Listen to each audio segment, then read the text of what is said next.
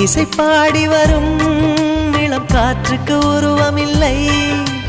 காற்றலை இல்லை என்றால் ஒரு பாட்டொலி கேட்பதில்லை. ஒரு கானம் வருகையில் உள்ளம் கொள்ளை போகுதே. ஆனால் காற்றின் முகவரி கண்கள் அறிவதில்லையே.